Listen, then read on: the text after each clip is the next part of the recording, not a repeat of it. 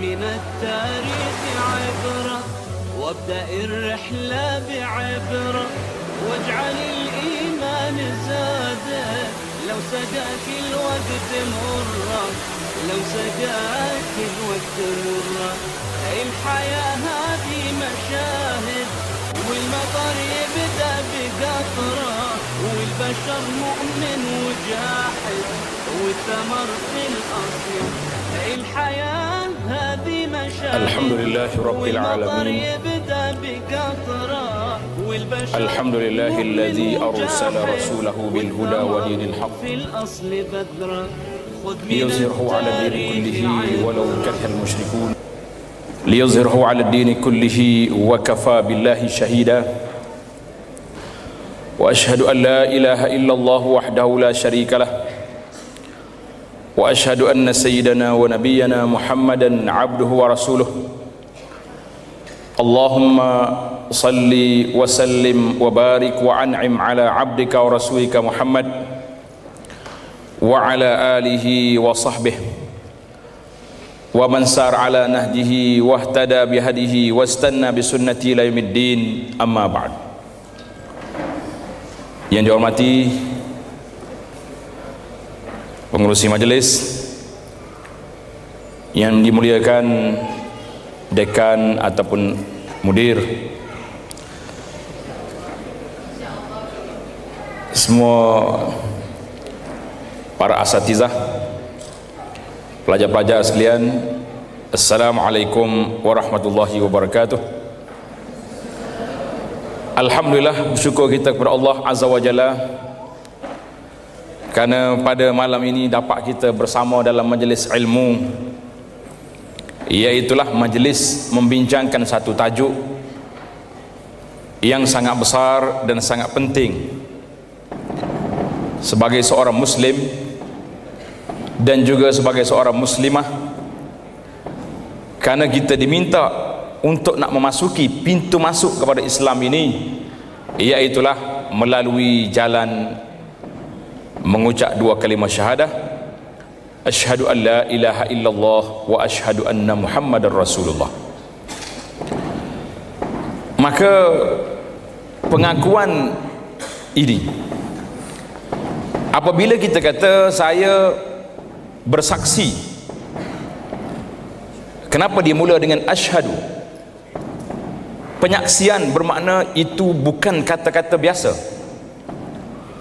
Seorang itu menyaksi, dia mengakui la ilaha illallah ay la ma'budu bihaqqin illallah, tidak ada Tuhan yang berhak disembah. Kalau kita kata tak ada Tuhan saja, mungkin orang lain bantah, ramai lagi, banyak lagi. Tak, kita kata Tuhan yang berhak disembah illallah, melainkan Allah Azza wa Jalla sahaja yang berhak disembah. Bila kita sebut wa anna Muhammadar Rasulullah, dan aku bersaksi bahawa Muhammad sallallahu alaihi wasallam itu sebagai utusan Allah. Apa makna utusan? Iaitulah baginda sallallahu alaihi wasallam telah membawa ajaran-ajaran yang mari daripada Allah Azza wa Jalla untuk disampaikan kepada manusia dan jin. Nabi kita sallallahu alaihi wasallam mewakili dua golongan, manusia dengan jin yang ada taklif. Tetapi kalau kita nak lihat pada umum asasnya, maka Nabi sallallahu alaihi wasallam dihantar kepada alam ini. Wa ma arsalnaka illa rahmatan lil alamin, kami tidak hantar, tidak utuskan engkau ya Muhammad sallallahu alaihi wasallam kecuali kepada seluruh alam. Mungkin kadang-kadang kita tak apa jelas macam mana Nabi kita hantar seluruh alam, sedangkan yang ditaklifkan, yang diberi keberatan, kewajipan menunaikan hak, iaitulah manusia dengan jin. Sehingga jin dia tidak ada nabi, nabi dia nabi kita. Jin terpaksa menumpang kepada nabi yang dihantar kepada manusia dari kalangan manusia. Ini perbandingan boleh kita lihat, kerana ada kalanya satu benda sukar untuk kita ta'rifkan, payah untuk kita nak nyatakan apa benda itu kecuali dengan lawan dia. Kata di ahli lughah, wa bididdiha tatamayyazul asya', dengan lawan dia baru nampak perbezaan itu. Contoh yang paling ketara, mengapa Nabi SAW disebut sebagai rahmatan lil alamin, rahmat kepada alam? Jawab dianya, ketika Nabi SAW menceritakan salah satu daripada kelebihan baginda SAW, iaitulah Nabi melebihkan umatnya lebih daripada perkara yang lain. Dia panggil dalam bahasa Arab disebut al-ithar. Al-ithar yakni melebihkan umat dia daripada dirinya sendiri. Contohnya dalam sebuah hadis yang sahih, Nabi kita beritahu, likulli nabiyyin da'watun mustajabah. Bagi setiap nabi ada doa yang mustajab. Setiap nabi Allah Ta'ala beri satu kuasa khas. Tak tahulah, kalau orang Melayu dia panggil kuasa ajaib lah dah. Kita duk cari benda ajaib saja. Pasal tu lah hari ni kalau kita nak belajar apa-apa pun dia tanya dulu, lepas kita belajar ni apa jadi? Itu sebab kalau setakat kita kata belajar ni bolehlah pahala, tak lekeh lagi. Dia kalau boleh nak pergi nak jumpa dengan ustaz tu, tengok atas pokok nyodoh, atas pokok kelapa, baru hebat dia. Tengok syekh duduk mana? Atas pokok. Dia kata bisa. Terbed dah naik. Baca zikir tu lompat lalu, baru jadi semalam. Itu dia panggil kuasa. Maka Allah SWT beri likulli nabiyyin da'watun mustajabah. Bagi setiap nabi ada doa yang mustajab. Kata Nabi SAW, semua nabi-nabi lain telah menggunakan doa yang ada ini, mereka telah menggunakannya. Nabi Musa alaihi wa ala nabiyina salatu wassalam, bila berdepan dengan Fir'aun, apa jadi? Depannya laut, belakang Fir'aun. Pengikut-pengikut Bani Israel kata, ya Musa inna lamudrakun, Musa kita akan ditangkap sekarang. Musa kata apa? Kalla inna ma'ya rabbi sayahdin. Musa kata, dak, aku ada Tuhan yang akan tunjuk jalan mana aku nak lepas. Musa telah menggunakan doa yang ada. Nabi Nuh telah guna, nabi-nabi lain semuanya telah guna. Kata Nabi SAW, maka para anbiya yang lain semua telah guna. Boleh jadikan banyak umat-umat dia telah hancur.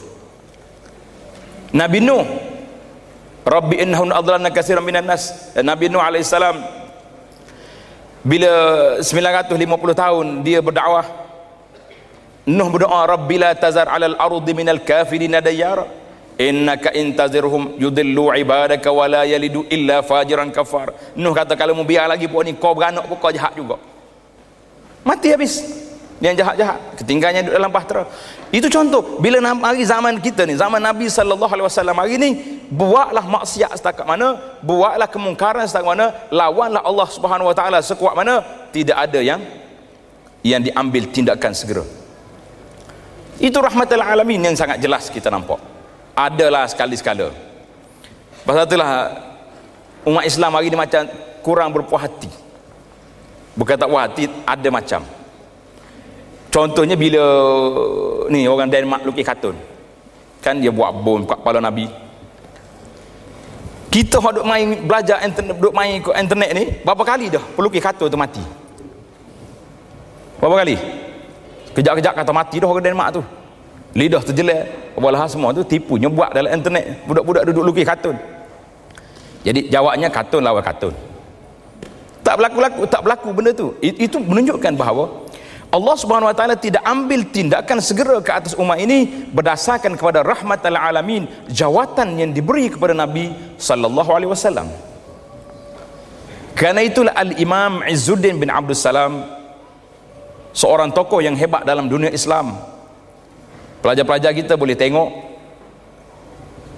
dia punya terjemah ataupun biodata, biografi kepada Syekh Izzuddin bin Abdul Salam. Tulis nama dia Izzuddin bin Abdul Salam. Dia punya gelaran Sultan Ulama, penjual raja-raja. Ini hebat ni. Orang lain dia jual burger ya, dia jual raja. Mana ada setengah. Puak kita boleh jual burger tak mudah dah ya. Sekali-sekala balik daripada KL Kapo, buka kedai nak jual apa? Jual hotdog pula dah. Makan orang kita ni hotdog. Dengar cerita pun takut kita nak. Baik. Uzzuddin bersalam dalam sebuah kitab Bidayatus Sul fi Tafdilir Rasul sallallahu alaihi wasallam telah menukilkan kepada kita 41 kelebihan Nabi sallallahu alaihi wasallam mengatasi para anbiya yang lain. 41 kelebihan dia nak banding dengan siapa? Bukan banding dengan kita. Kalau nak banding dengan Abu Anas jangan duk banding lah. Tidak ada hak perbandingan. Tapi Nabi kita dibandingkan dengan para anbiya alaihi wassalatu wassalam yang lain. Malam ni anda nak dengar orang hebat-hebat belaka dekat sini ni, kalau nak banding Nabi dengan para anbiya, berapa orang semua Nabi-Nabi? Berapa? Tak kuat jawab UIA ni. Kata balik pasti mulanya. Berapa bilangan Nabi? 124,000. Kena ingat. Dia tu ilmu perdoaan. Ustaz, siapa kata ilmu perdoaan kecil? Kita yang buat kecilkan dia kan. Sebab salah faham sebahagian daripada masyarakat kita ni, bila kata belajar ilmu fardu ain, dia duk nampak ilmu budak-budak sekolah rendah. Sebab apa? Sebab sibuk ayuh betul-betul. Nak cepat ni, nak pergi ambil anak fardu ain. Kan? Ilmu fardu ain itu maksudnya ilmu yang wajib diketahui, yang wajib dipelajari oleh setiap orang. Bukannya apa ni, boleh diwakilkan kepada sesiapa, tetapi ilmu ini wajib diketahui oleh semua orang. Maka bila kita ambil Nabi sallallahu alaihi wasallam nak banding dengan berapa orang lagi, iaitulah 124,000 para anbiya yang lain. Lawan dia Nabi kita seorang. Nabi kita memberi jawatannya, memperkenalkan jawatannya. Nabi kata, ana sayyidu waladi Adam yaumal qiyamati wala fakhra. Nabi kata, aku penghulu, ketua bagi semua anak Adam pada hari kiamat, wala fakhra, bukan nak cakap sombong, tapi itu jawatan. Jadi kadang-kadang kita tak boleh nak marah juga bila orang sebut jawatan kita. Ada sekali-sekala kena sebut juga. Nabi sebut untuk memperkenalkan bahawa dia ni bukan sebarangan manusia, tetapi merupakan penghulu bagi semua anak Adam yaumal qiyamati. Dalam hadis lain Nabi sebut Adam faman dunahu tahta liwa'i yaumal qiyamati wala fakhra. Nabi kata Adam dan orang-orang lain selepas daripada Adam di bawah panji-panji aku pada hari kiamat, wala fakhra, tapi aku bukan cakap sombong. Itu bilangan Nabi. Kemudian kita berpindah pada soalan yang kedua, bilangan Rasul berapa orang? Ya, 313 orang. Ada orang jawab 25 orang. Betul ke salah? Betul? Betul. 25 orang itu yang disebut dalam Al-Quranul Karim. Alhamdulillah, muslimin dan muslimat para pelajar sekalian, itu perbandingan yang besar. Bila kita kenal Nabi kita sallallahu alaihi wasallam, maka di sini timbul perbincangan. Apa dia perbincangan yang kita nak bincangkan? Iaitulah tentang bila sebut kenapa kita kena sayang ke Nabi, yang disebut dengan nama mahabbatun Nabi sallallahu alaihi wasallam. Bila sebut mahabbah, apa makna mahabbah? Mahabbah tu kalau nak ambil takrif memang tak ada takrif. Ana nak baca kepada pelajar-pelajar kita ni biar dia jelas. Kata di Al-Imam Ibnu Hajar, kalau sebut Ibnu Hajar di sini biasanya Ibnu Hajar Al-Asqalani, sahibu syarh Sahih Al-Bukhari. Ibnu Hajar kata al-mahabbatu la tuhaddu ay la yuzkaru laha ta'rif. Tanda situ. Al-mahabbah, makna mahabbah, cinta itu tidak ada ta'rif, tidak ada definisi khas. Idh hiya amrun yanba'isu fin nafsi yas'ubu at-ta'biru anhu. Ialah satu perkara yang lahir daripada jiwa manusia yang sukar untuk kita takbir, untuk kita nyatakan dengan perkataan. Ini sukar. Ini menunjukkan bahawa orang Arab buat takrif pada mahabbah ni, dia kata yu'rafu al-mahabbatu diddul kurh wal bugh. Kalau kata mahabbah, sayang, lawan dia benci dengan marah. Bila kita kata mahabbatur Rasul, cinta Rasul, maknanya lawan cinta benci, lawan cinta marah. Maka hari ini kita nak tunjuk, kita nak buktikan bahawa di manakah hakikat cinta Nabi sallallahu alaihi wasallam, di antara hakikat sebenar kecintaan dengan realiti yang berlaku pada zaman dulu dan juga zaman kita pada hari ini. Kalau semua orang dakwa sayang ke Nabi kita terima, maka terpakailah hadis Nabi sallallahu alaihi wasallam. Nabi mengatakan, "Lau yu'tan nasu bi da'wahum." Kalaulah setiap orang itu diterima dakwaan dia, semua orang boleh terima saya dakwaan, apa kita nak jadi? Ladda'u nasun dima'a nas wa amwala. Nas saya orang akan dakwa, ini harta saya, ini hak saya, sebab tidak ada bukti, hanya dengan dakwa. Kata Nabi sallallahu alaihi wasallam, wal bayyinatu 'alal mudda'i. Maka orang yang mendakwa mesti kena tunjuk di manakah bukti cinta dan sayang kepada Nabi sallallahu alaihi wasallam. Baik, dalam perbincangan ringkas ini kita cuba tengok bagaimana bukti, bagaimana kecintaan kita kepada Nabi sallallahu alaihi wasallam sebagaimana yang telah digariskan oleh para ulama rahimahumullah di dalam kitab-kitab mereka tentang cinta kepada Nabi sallallahu alaihi wasallam. Dalam satu kes yang berlaku, ada seorang sahabat Nabi sallallahu alaihi wasallam ini, dia ni seorang yang sangat sayang ke Nabi sallallahu alaihi wasallam. Apa nak jadi? Dia kata, bila aku teringat ke Nabi sallallahu alaihi wasallam, dalam kitab hadis kata rajulan minal ansar, dia tak sebut nama. Dia kata, bila aku teringat ke Nabi sallallahu alaihi wasallam, dia akan pergi cari Nabi di masjid, tengok Nabi sihat, balik relax. Pada suatu hari ini dia kata, saya tak boleh. Bila tengok ke Nabi, dia menangis. Sebab apa? Sebab bila Nabi wafat, Nabi sallallahu alaihi wasallam akan duduk di tempat yang paling tinggi darjatnya dalam syurga. Dia sebagai seorang manusia biasa, walaupun sahabat, tentulah akan duduk di tempat yang biasa. Maka kata dia, ketika itu aku tak boleh tahan lagi, air matanya mengalir, dia menangis dan dia pergi jumpa Nabi sallallahu alaihi wasallam. Bila jumpa Nabi sallallahu alaihi wasallam, Nabi tanya, "Ma'abkak?" Apa sebab engkau menangis wahai Ansari, wahai sahabat? Maka dia sebut khayalan dia tadi, bila Nabi kita wafat dan dia wafat, dia tak akan bimbang, takut tak akan berjumpa dengan Nabi sallallahu alaihi wasallam.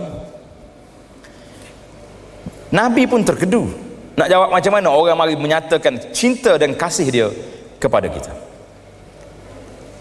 Karena itulah bila sebut tentang sayang kita, mahabbah kita kepada seorang,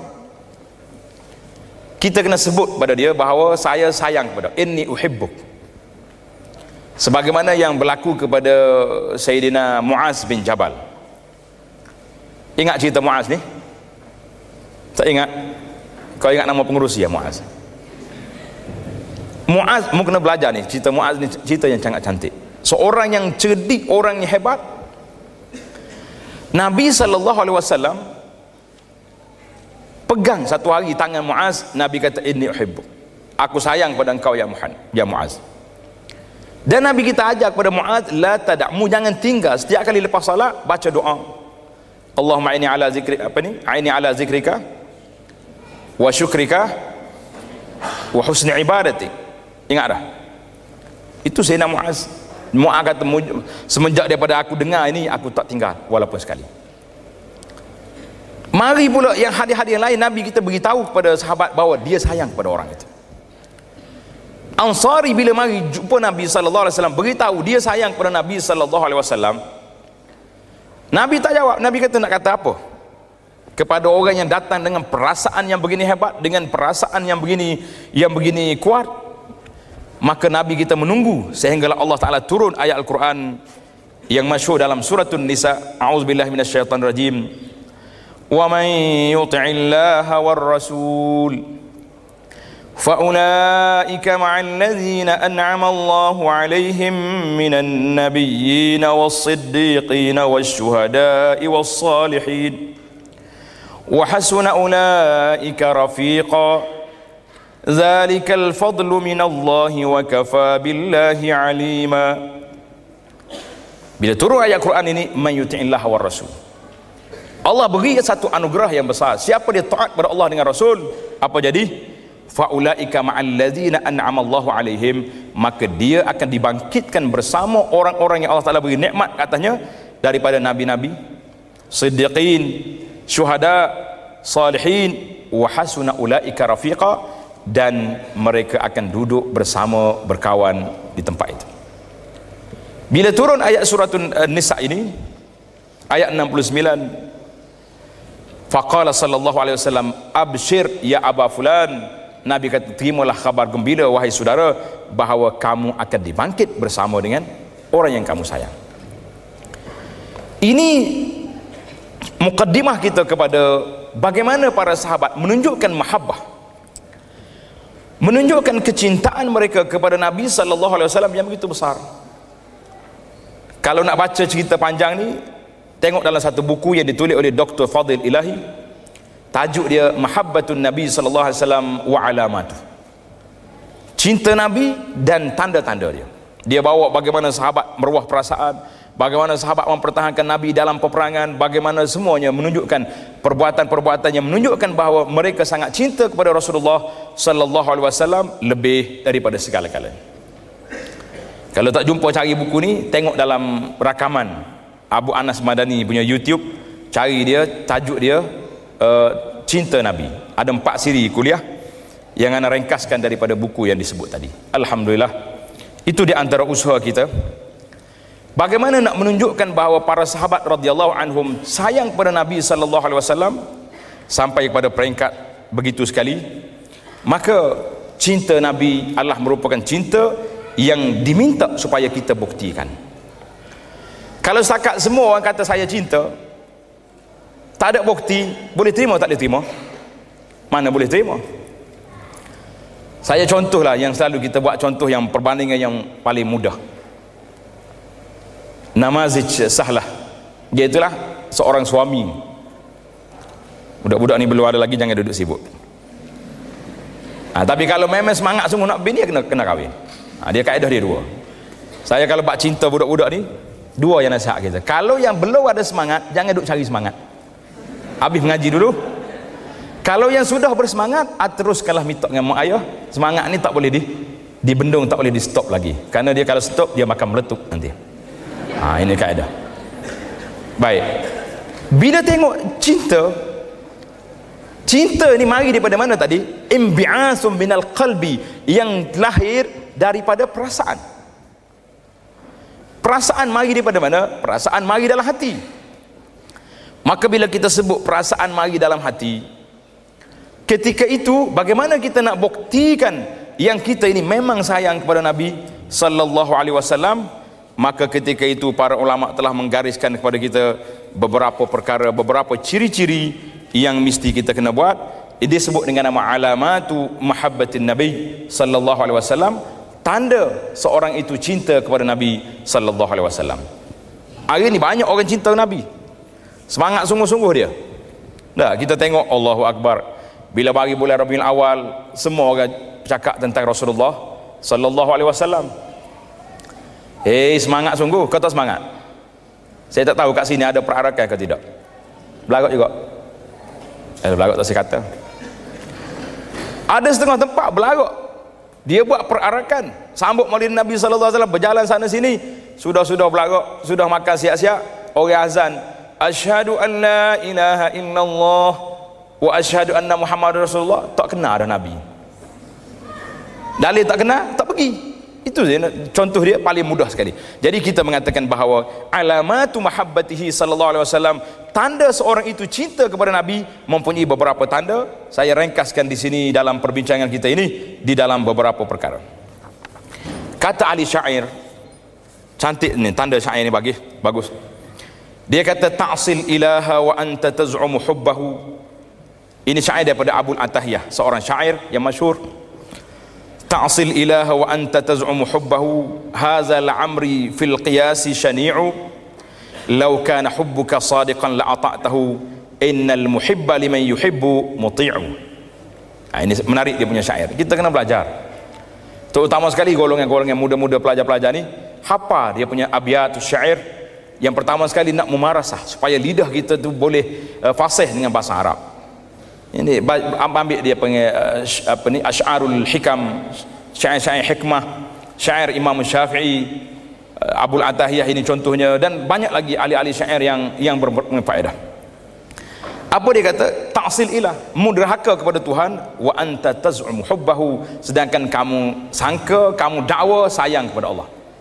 Macam mana kalau kita sayang, kita derhaka? Ada betul ke tak betul sayang derhaka? Tak mungkin. Kecuali ada juga satu kes, dia panggil sayang, marah.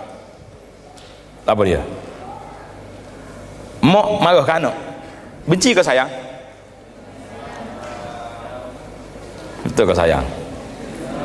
Mak ni lepas dia marah, dia kata apa? Aku sayang kamu, itu tak. Kalau tak sayang tak marah. Kita terbalik pula, bila mak marah, mak tak sayang dengan saya, terbalik dia. Mak dengan anak boleh marah, sayang. Tapi isteri dengan suami, kalau sayang jangan marah. Ini ada masalah ni budak-budak ni. Dia marah ke suami dia, marah sungguh-sungguh. Dia kata sebab saya terlalu sayang dengan awak. Mana ada manusia boleh terima sayang marah? Lain pada mak dengan ayah dia boleh. Jangan salah guna ayat. Kita betul ayat ni. Lau kana hubbuka sadiqan la ata'tahu, kalau benar kamu cinta kepada Allah, kamu akan taat. Innal muhibba liman yuhibbu muti'u, karena orang yang sayang mesti kepada orang yang disayangi itu muti', dia akan taat. Itu dipanggil tanda sayang kita, taat. Kita kadang-kadang mengaku bila lama 2-3 minggu tak balik, telefon ke mak, hantarlah duit nak beli tiket balik. Betul tak?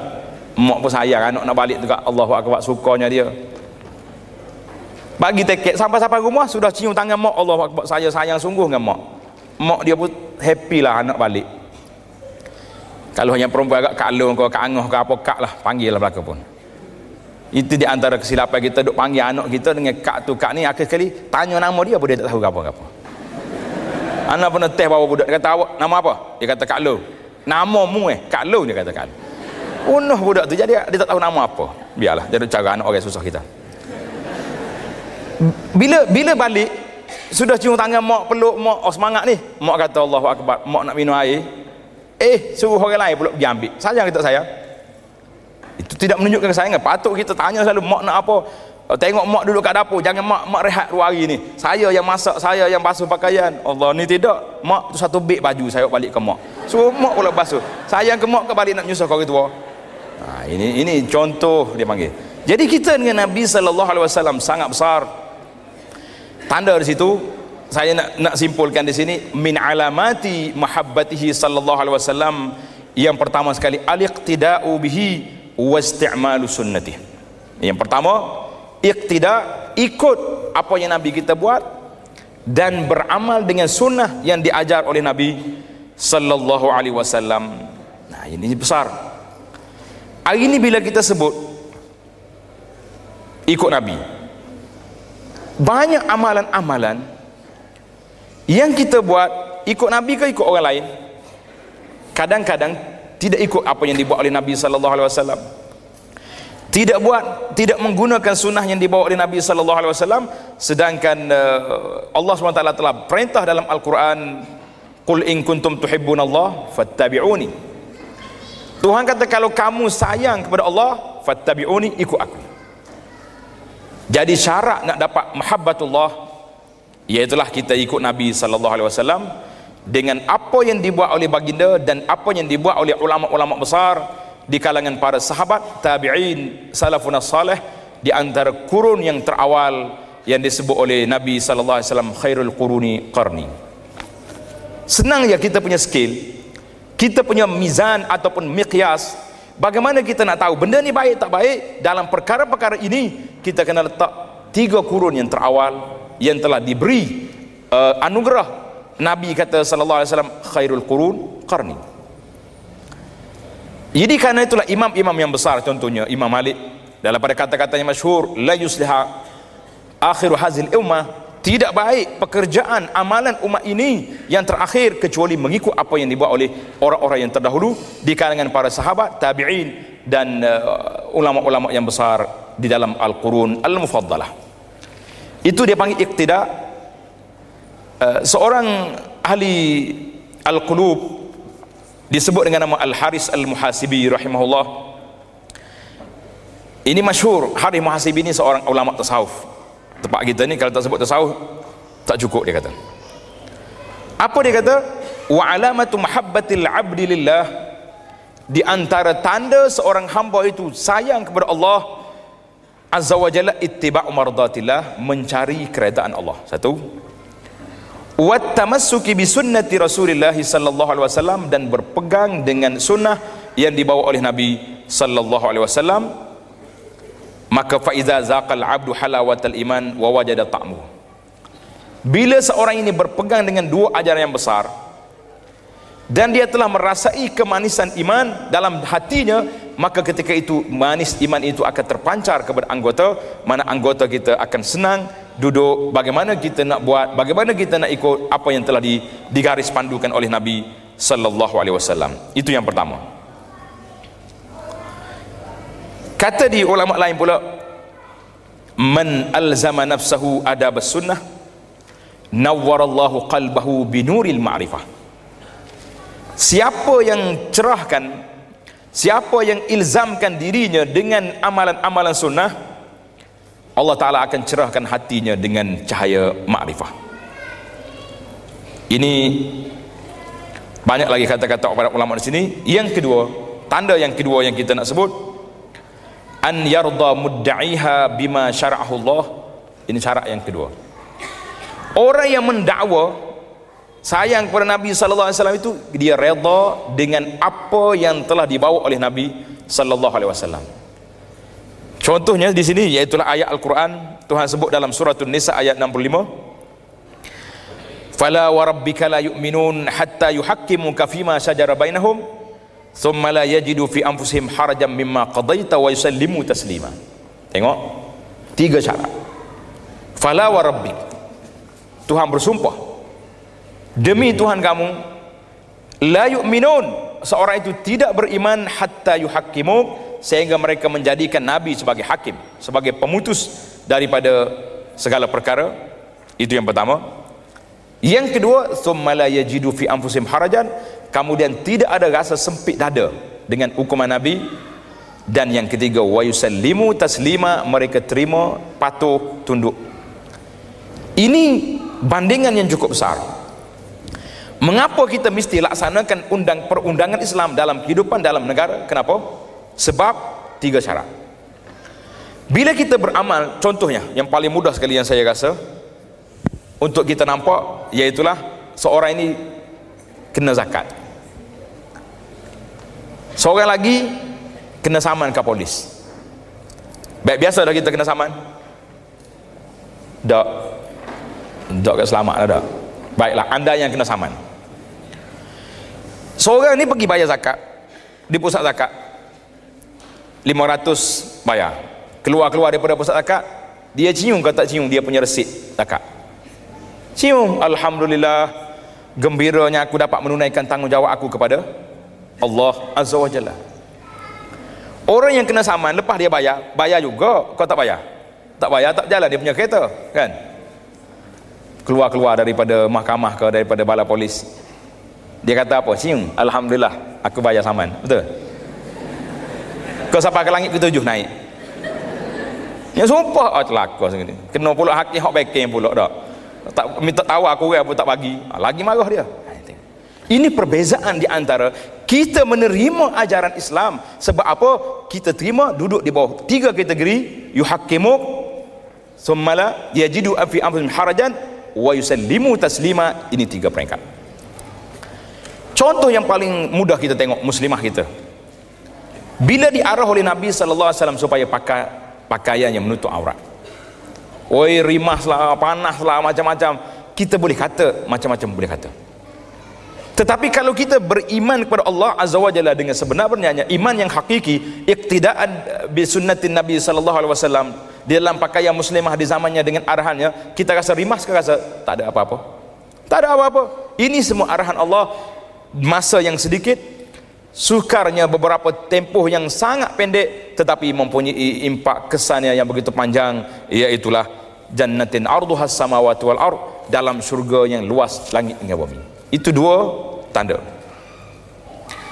Yang ketiga iaitulah kita kena kasratu zikrihi sallallahu alaihi wasallam, kena banyak menyebut nama Nabi sallallahu alaihi wasallam. Macam mana kita nak sebut nama Nabi? Pagi-pagi duduk diam dia, Muhammad, Muhammad, Muhammad, ada gitu? Tak ada orang sebut macam tu. Muhammad, Muhammad, ada orang sebut. Tak jadi zikir kalau setakat Muhammad. Baru ni anda pergi satu tempat, kita tengah duduk ceramah, tiba-tiba satu kumpulan sebelah halik dinding kita ni, dia zikir hu. Anak berhenti ceramah kata, hambak gapo tu? Mana ada orang zikir hu? Yang Nabi kita ajak subhanallah, alhamdulillah, mesti kalimah Allah murakkab, subhanallah, Allahu akbar. Cari dalam lafaz ada Nabi sebut Allah saja pun tidak ada lafaz khas macam tu. Dia kena ada la ilaha illallah, subhanallah, alhamdulillah, Allahu akbar. Jadi lafaz yang telah diajar cara berzikir. Hari ini bila kita nak zikir ke Nabi sallallahu alaihi wasallam, nak menyebut Nabi sallallahu alaihi wasallam, maka kata daripada ulama, faman ahabba syai'an aktsara min zikrahu, siapa dia sayang pada satu benda, dia banyak sebut benda tu. Kita pun kalau kawan-kawan kita banyak sekali sebut benda-benda, tahulah tu, tak usah duk tanya mun nak ke benda tu kan. Memang dia berminat dengan benda yang dia sebut. Mesti akan, itulah contoh yang paling besar. Maka Nabi sallallahu alaihi wasallam memberi kepada kita beberapa galakan yang besar. Di antaranya yang Nabi suruh sebut dia, apa dia sebut? Selawat. Ada lagi benda lain pada tu? Sebutan kepada Nabi, mahabbah Nabi melalui 3 kategori. Tanda yang pertama, zikru al-lisan, sebut dengan lidah, yang kita panggil selawat ke atas Nabi sallallahu alaihi wasallam, sebut dengan lidah. Kemudian yang kedua, zikrul qalbi, sebut dengan hati kita, sentiasa kita ingat kepada Nabi sallallahu alaihi wasallam, ingatan dengan bagaimana kita nak cinta, bagaimana sayang kita kepada ajaran-ajaran yang telah ditinggalkan oleh baginda sallallahu alaihi wasallam. Dan yang ketiga, timbul lagi isu, dia panggil mahabbatul jawarih, sayang kita dengan anggota, kesebutan dengan anggota, iaitulah kita beramal apa yang diajar. Bila sebut tentang zikrul lisan, sebut dengan lidah, anda rasa sangat penting di zaman kita hari ini, di zaman masuknya satu fenomena baru dalam masyarakat kita di Malaysia. Baru dalam kaji selidik yang anda tanya beberapa orang AJK masjid yang kita pergi, kata fenomena nak berselawat dalam masjid umat Islam di Malaysia dengan gendang-gendang, dengan kompang dalam masjid ni, bila masuk ni, pelajar-pelajar boleh buat research, bila ke tarikh masuk di Malaysia benda-benda macam ni baru. Takkanlah kita nak buat satu conclusion, nak buat satu natijah bahawa sebelum daripada ini orang-orang Malaysia tidak sayang ke Nabi sallallahu alaihi wasallam kerana baca selawat, tidak ada gendang, tidak ada muzik, tidak ada lompat-lompat dalam masjid menunjukkan mereka tak sayang. Abadan sama sekali. Tak ada siapa kata sedemikian. Tapi fenomena yang masuk ini satu fenomena yang akan merusakkan satu budaya yang cukup baik. Sebab apa? Hari ini masjid sudah tidak harmoni, masjid menjadi tempat pukul gendang, masjid menjadi tempat orang-orang duduk buat bising dalam masjid. Ada atas selawat, betul? Selawat macam mana? Ana ada satu risalah, tapi tak sempat nak photostat. Para jemaah boleh tengok dalam website, tajuk dia Abu Anas Madani, abuanasmadani.com. Cari tajuk dia, selawat ke atas Nabi sallallahu alaihi wasallam, lafaz kelebihan dan lafaz yang sahih. Boleh print nanti bagi. Di antara lafaz yang telah ditanya oleh beberapa orang sahabat, di antaranya Ka'ab bin Ujrah, mari jumpa Nabi sallallahu alaihi wasallam. Dia kata, ya Rasulullah, Kami sudah pandai, sudah reti nak bagi salam ke atas Nabi. Wa kaifa nusalli alaika, bagaimana kamu nak bagi salam pada Nabi sallallahu alaihi wasallam? Maaf, kami dah pandai salam. Wa kaifa nusalli, bagaimana cara kami nak selawat? Maka Nabi kita sallallahu alaihi wasallam ajar. Nabi kata, Allahumma salli ala Muhammad wa ala ali Muhammad kama sallaita ala Ibrahim ila akhiri al-hadis. Dalam kertas ini ada 8 riwayat dan banyak lagi riwayat-riwayat yang lain yang panjang. Para jemaah boleh tengok dalam kitab-kitab hadis. Al-Imamul Hafiz Ibnu Hajar rahimahullahu taala, seorang tokoh yang hebat dalam ilmu hadis, dan dia juga dinisbahkan kepada mazhab Imam Syafi'i rahimahullah, membuat satu komentar, satu ulasan yang sangat jelas. Ibnu Hajar kata apa? Daripada soalan-soalan yang ditanya kepada Nabi sallallahu alaihi wasallam ini jelas bahawa selawat yang paling afdal sekali iaitulah selawat yang ditanya oleh sahabat, kaifa nusalli alaika, bagaimana kami nak selawat, dan telah dijawab oleh Nabi sallallahu alaihi wasallam, maka itu menunjukkan ini yang terbaik. Tapi malanglah kita hari ini, bila kita kemukakan selawat-selawat yang sahih begini, orang tanya, Ustaz, boleh apa kelebihan? Saya kata, kelebihan apa lagi? Nabi kita sebut, man salla alayya marratan wahidah sallallahu alaihi asyara, man nasya salat alayya dhalla tariqal jannah. Contohnya, siapa dia lupa nak selawat pada aku, orang ni lupa jalan nak ke syurga. Siapa dia zukirtu indahu falam yusalli, disebut nama aku dia tak selawat, orang ni orang bakhil. Itu sudah cukup untuk kita, tetapi bagi kita tak cukup. Oh, dia kata kurang tu. Ada satu selawat hebat lagi, tak nak sebut sini. Kalau sebut dia orang cari lalu pelik-pelik ni. Dalam satu selawat, penulis selawat tu kata apa? Dia pergi jumpa Nabi di Madinah lepas Nabi wafat. Dia panggil yaqazatan, jumpa Nabi secara sedar, bukan dalam mimpi. Nabi kita bagi salam dengan dia. Nabi kata, selawat kamu ini lebih baik 60 kali daripada baca Quran 60 kali. Satu selawat lebih pada baca Quran 60 kali. Kita baca Quran sekali sebulan pun letih nak habis dah. Baca selawat dia cukup 60 kali. Ada pula versi yang kedua, kata dia tak puas hati, dia pergi jumpa semula dengan Nabi sallallahu alaihi wasallam. Nabi upgrade dia punya selawat 6,000 kali baca Quran. Dahsyat. Ini ada, kalau nak mari saya tunjuk, tapi tak boleh tunjuk ramai-ramai, takut dia cari. Dia panggil selawat Tijani. Tijani ini sudah masuk kuat di negara kita hari ini. Para pengkaji boleh tengok satu buku tebal begini yang diterjemahkan oleh akhuna Dr. Basri Ibrahim daripada Unizah Al-Hasani Al-Azhari. Dia tulis dalam buku tebal begini, tajuk dia mengenali satu amalan Tijani. Ini menarik, kita kena cari. Maka apa yang disebut oleh Imam Al-Hafiz Ibnu Hajar mengatakan bahawa selawat yang paling tidak syak lagi, selawat yang paling afdal, iaitulah selawat yang diajar oleh Nabi sallallahu alaihi wasallam kepada beberapa orang sahabat, kerana Nabi tidak ajar kecuali yang terbaik. Nabi tak ajar kecuali yang terbaik.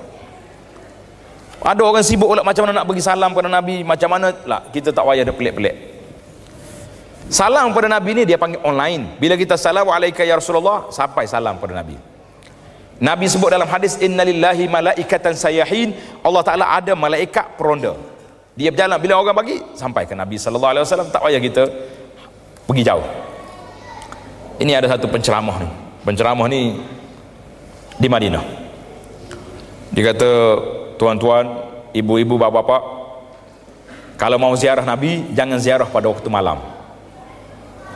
Terkejut jemaah kita, kenapa malam lah, Raudah buka nak pergi, tengah hari jam.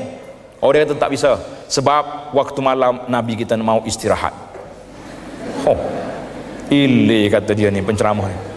Ada pula Nabi nak istirahat pada waktu malam, tak boleh bagi salam. Kita ingat ke tidak, Quratul Ardi ni, bulat bumi ni, malam sini siang, depan malam. Kita di sini baru sudah salat Isya, assalamualaikum ayuhan nabiyyu wa rahmatullah, kata tak? Kata. Sekejap lagi orang di Sabah Sarawak pula kata. Sekejap lagi mungkin orang di Indonesia, sekejap lagi orang. Mana ada waktu yang Nabi kita rehat? Dia ingat Nabi duduk dalam kubur, macam ayah dia juga duduk mau rehat pada waktu malam. Lah, tidak ada istilah macam ni. Kerana inilah kepahaman yang pelik-pelik macam ni. Bila kita masuk, maka kita kena kata cukuplah. kita balik kepada ajaran yang telah disebut oleh Nabi sallallahu alaihi wasallam dalam hadis-hadis yang sahih yang diajar oleh kepada beberapa orang sahabat di sini, maka timbul perbahasan, iaitulah kita yang duduk selawat panggil orang dengan gendang ni untuk apa? Nak bagi semangat pada orang. Saya teringat satu kitab, iaitulah yang dinukil oleh Ibnul Jauzi contohnya daripada Imam Asy-Syafi'i rahimahullah. Imam Syafi'i kata apa? Khalaftu bi Baghdad syai'an ahdatsathu zanadiqah. Aku telah tinggalkan suatu perkara yang dibuat di Baghdad, iaitulah satu permainan nama dia taghbir. At-taghbir iaitulah pukul gendang untuk berzikir, beribadat kepada Allah Azza wa Jalla. Yasudduna bihin nas anil Quran. Imam Syafi'i kata ini perbuatan zanadiqah apabila mereka nak berzikir, nak selawat, duk pukul, duk katak kayu. Takbir. Tengok dalam kamus apa itu takbir. Kata di para ulama, apa yang disebut oleh Imam Syafi'i rahimahullah bahawa perbuatan tersebut merupakan hasil ciptaan para zindik adalah suatu pandangan seorang imam yang ahli dalam ilmu usulul Islam, kerana pada dasarnya tidak ada yang menggalak dan menganjurkan nyanyian melainkan orang-orang zindik, sebagaimana yang disebutkan oleh Abdul Rahman As-Sulami dalam kitabnya Masailus Sama' daripada Ibnu Rawandi dan lain-lain. Ini pandangan Imam Syafi'i. Kalau pandangan orang lain kita kata lekeh tu. Syafi'i jelas kepada kita.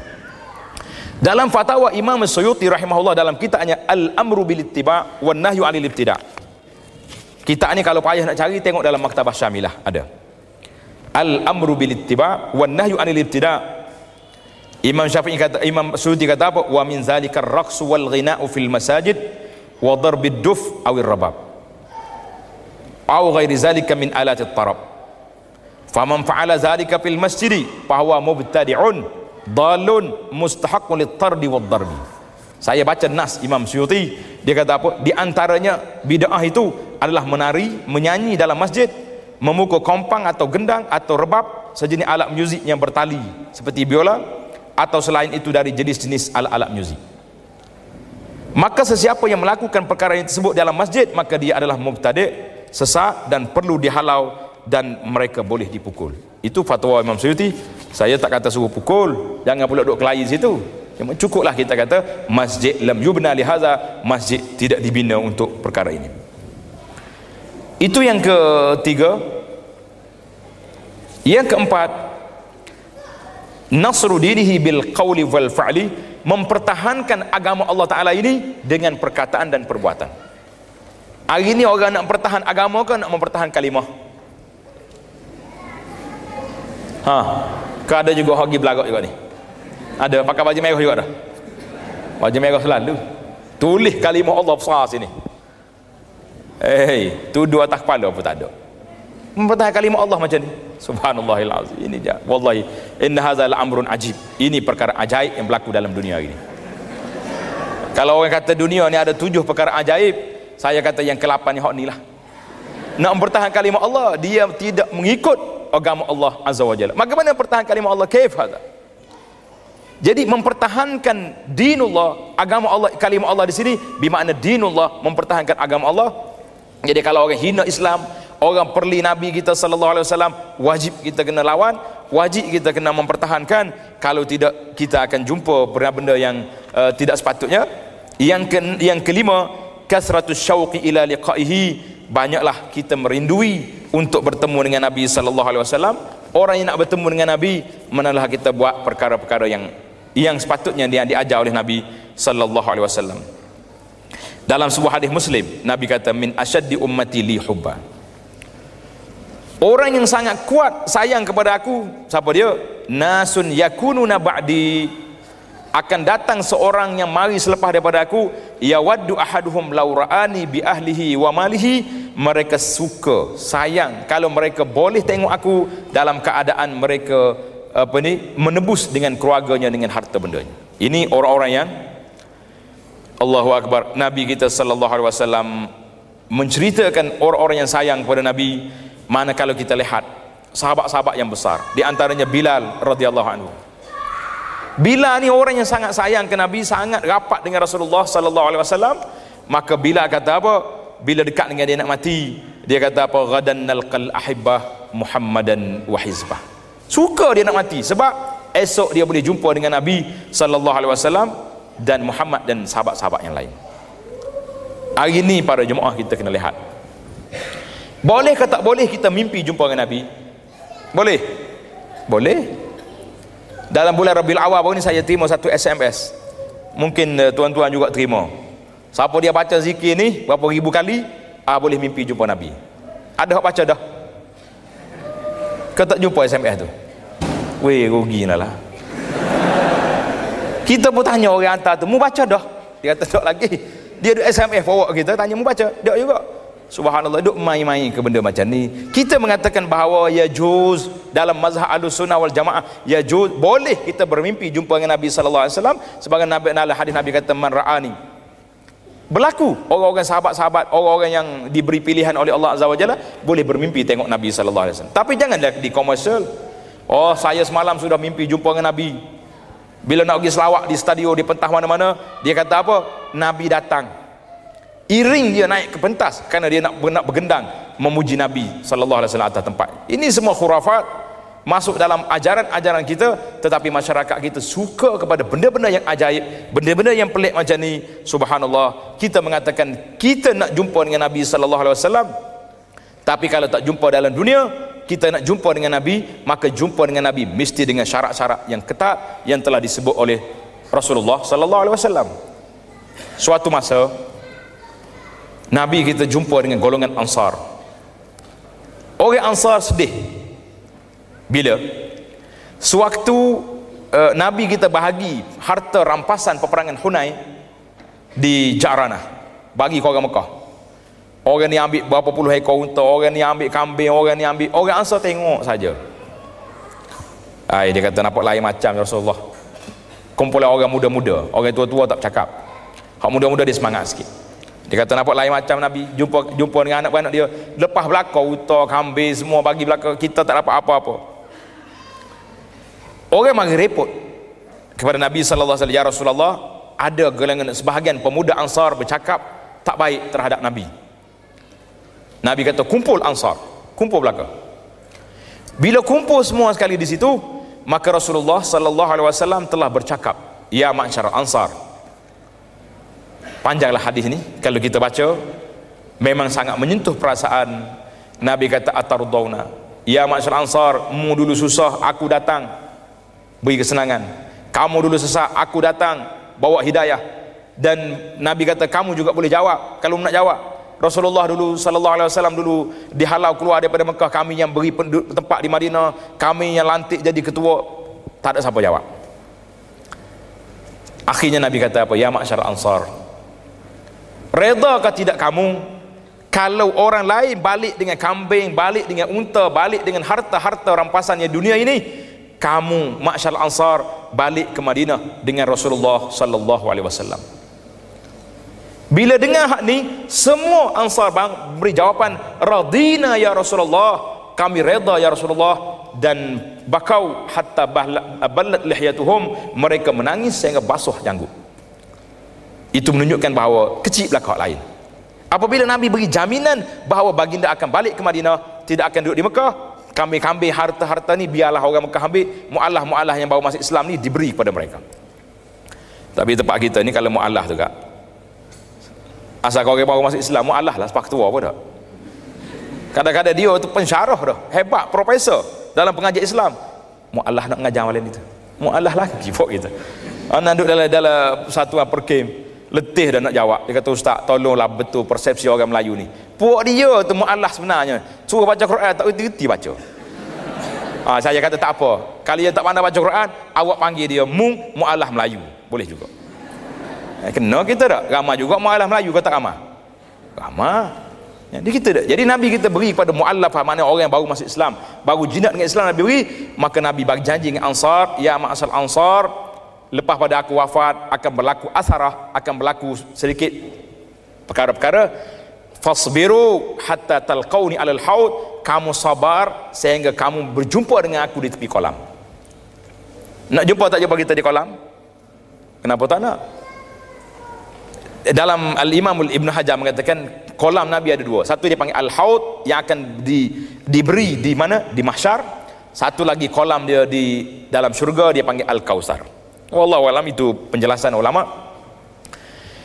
Jadi Nabi kata semua umat aku yang bercahaya muka kaki tangan ini akan masuk jumpa dengan Nabi SAW. Mari, dia panggil lorong VIP, nak pergi jumpa Nabi di tepi kolam. Nabi kata hatta talqauni alal haud, aku tunggu di tepi kolam. Itu janji Nabi. Kalau orang duk nyanyi tunggu pintu surga tu karut dia tu. Dia sendiri betul sunat lagi tunggu pintu surga dah. Nabi kata jumpa di tepi kolam, maka orang-orang yang muka bercahaya, kaki tangan bercahaya, maka dia beri masuk. Yang muka kelabu, yang muka gelap ni semua telah diberi diketepikan.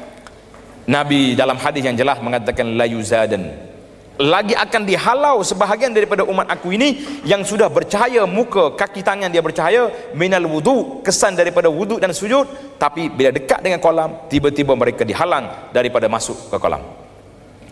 Bila Nabi tengok, Nabi kata ya malaikat ummati, itu umat aku.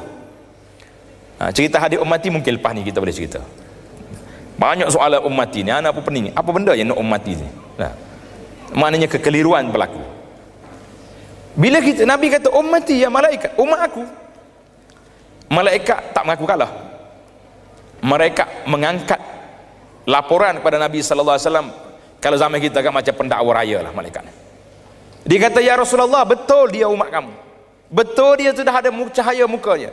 Kalau tak bercahaya tak sampai sini. Tetapi annaka la tadri ma ahdasu ba'dak, tetapi Tuhan tidak tahu apa yang telah mereka lakukan selepas Nabi wafat. Ini rasa cemah tak cemah kita? Nah, malaikat beritahu annaka la tadri ma ahdasu ba'dak, Rasulullah tidak tahu apa yang mereka lakukan dalam perjalanan agama ini selepas Nabi wafat. Ada yang menghalalkan benda yang haram, ada yang mengharamkan benda yang halal, ada yang Nabi tak ajar pakat buat, yang Nabi ajar tak itu pakat tinggalkan. Maka ini bila dengar begini, kalau zaman kita ini lain macam tak? Bila dengar ini orang kita ni lepas-lepas jelah sampai kat sini dah. Nabi lah, bila Nabi dengar malaikat dakwa annaka la tadri ma ahdasu ba'dak, Nabi kata apa? Suhqan liman baddala ba'di. Nabi kata halau mereka keluar daripada kolam kerana mereka telah meminda mengubah perjalanan agama. Di sini Al-Imam Al-Hafiz Al-Imam Nawawi rahimahullah di dalam kitabnya Syarah Sahih Muslim ketika mensyarahkan hadis ini mengatakan mereka itu iaitulah golongan-golongan zalamah, orang-orang yang zalim, orang-orang yang meminda perjalanan agama, iaitulah orang-orang yang memasukkan dalam agama ini perkara-perkara yang tidak diajar oleh Nabi sallallahu alaihi wasallam. Karena itulah menjadi kebimbangan kita. Kita sayang ke Nabi tapi tak kena cara. Kita sayang ke Nabi tapi tak kena kita nak buat. Maka ia menyebabkan amalan kita sendiri yang akan menolak, mengenepikan kita daripada sampai jumpa dengan Nabi sallallahu alaihi wasallam. Yang seterusnya, hubbul Quran alladhi ata bihi sallallahu alaihi wasallam, sayang ke Nabi kena sayang kepada Quran. Hari ini kita tengok mana banyak kita dengar Quran dengan kita dengar nyanyi. Mana banyak? Dia kata sensitif lah ustaz sebut macam ni. Ini pelajar-pelajar kita ni duduk fakulti pengajian Al-Quran, depan dia kitab tafsir Ibn Katsir, dalam telinga duduk sumbat dengan lagu-lagu. Apa benda lagu ni? Tafsir apa mau baca macam ni? Dia kata khilaf Syekh. Khilaf dengan siapa?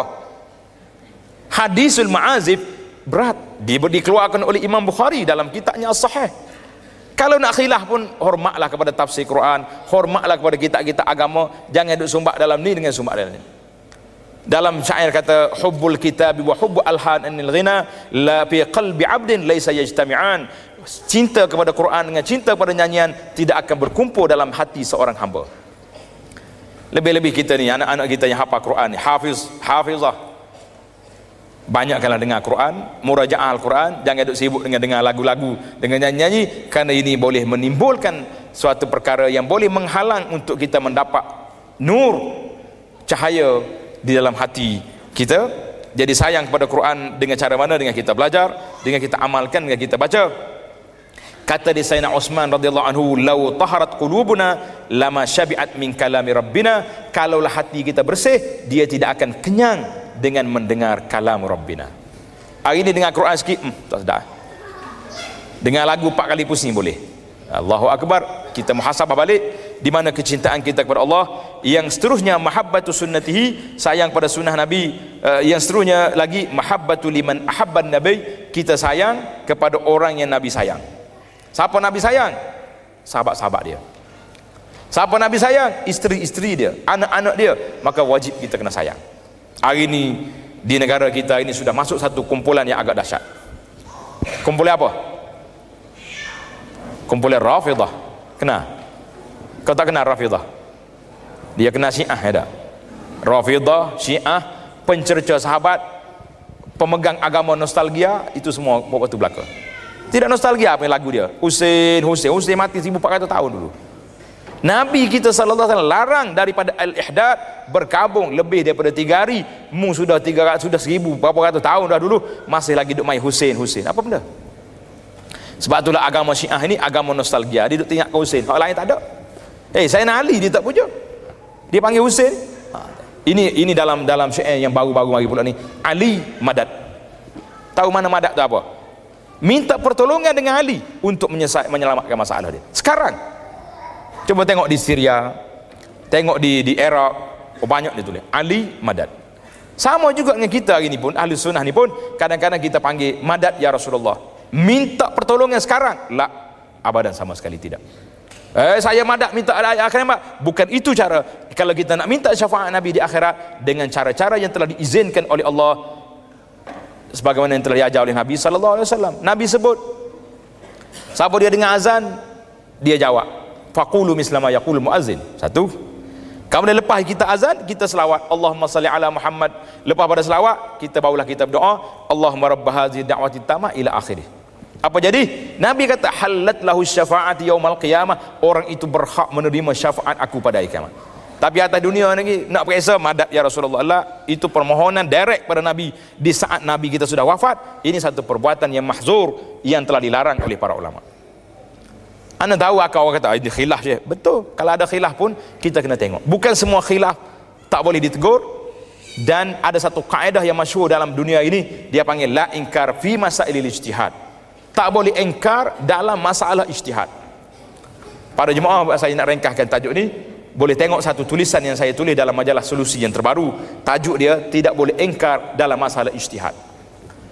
Tapi kita salah guna. Kita kata tidak boleh ingkar dalam masalah khilaf. Kata la, khilaf ada berapa kategori. Ada khilaf yang mu'tabar, ada khilaf yang tak mu'tabar, ada khilaf yang dhaif. Sebab nas sudah ada. Kita nak khilaf macam mana lagi? Kalau khilaf sekalipun, para ulama mengatakan al-khuruju 'anil khilafi mustahabun, keluar daripada khilaf itu mustahab. Banyaklah perbincangan kita. Maka hari ini kita dengan Syiah, satu makalah yang saya tulis dalam majalah AI untuk bulan ni, bulan 2 ni, tajuk dianya sahabat Nabi dicerca, ukhuwah tak mungkin terjadi. Dia kata backing sikit tajuk tu.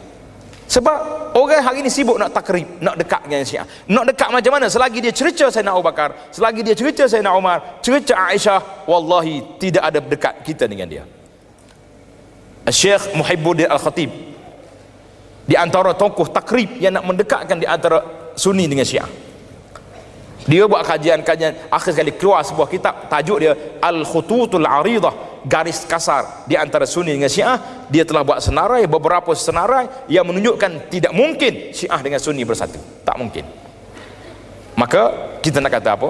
Syiah wajib kita hapus dan wajib kita lawan dengan cara-cara yang baik, bukan dengan cara bertempik di sana sini. Sebagaimana kita tak setuju dengan penggunaan kalimah Allah, kita tak payah bertempik. Kita ada mahkamah, kita ada majlis fatwa, kita ada menteri, kita ada para ulama, boleh berbincang dengan cara baik. Itu yang besar. Maka kita kena cinta kepada Nabi, cinta kepada isteri Nabi sallallahu alaihi wasallam, dan cinta kepada sahabat, keluarga Ahlul Bait. Kita sama menyayangi keluarga Nabi sallallahu alaihi wasallam. Siapa tak sayang keluarga Nabi, ini masalah. Tetapi kecintaan kita kepada Ahlul Bait, kepada keturunan Nabi, apabila mereka itu mengikut ajaran Nabi sallallahu alaihi wasallam. Tapi kalau dia tak ikut ajaran Nabi, kita kata ajaran Nabi yang kami ikut, kami hormat sebagai Ahlul Bait. Kita tak cerca dia. Tapi perbuatan dia kita tidak menjadi ikutan, bukan lesser besar. Bila dia ni alul bait, mesti kita kena ikut. Oh, ni keturunan Nabi? Naam. Nabi kata apa dia? Waktu Nabi kita panggil Fatimah, ya Fatimah, salini min mali, ma syi'ti. Ya wahai Fatimah, minta munah harta aku. Banyak mana? La ughni anka billah syai'a, aku tidak terkaya, tidak mampu untuk nak menyelamatkan kamu kalau Allah Taala tidak izinkan. Ini Nabi bercakap dengan Fatimah, anak dia sendiri radhiyallahu anha wa ardaha. Tiba-tiba kalau dengan orang lain yang kadang-kadang betul tak betul, wallahu alam, kita pun lebih-lebih sangat pada masalah ini. Yang seterusnya, iaitulah yang terakhir, kita mengatakan kita benci kepada golongan yang benci kepada sahabat-sahabat Nabi radhiyallahu anhum. Itulah di antara ciri-ciri mahabbatur Rasul sallallahu alaihi wasallam yang boleh kita bincangkan, yang boleh kita ambil sebagai panduan bagaimana kita nak cinta kepada Nabi sallallahu alaihi wasallam. Saya rasa setakat itulah yang saya nak sampaikan. Wassalamualaikum warahmatullahi wabarakatuh.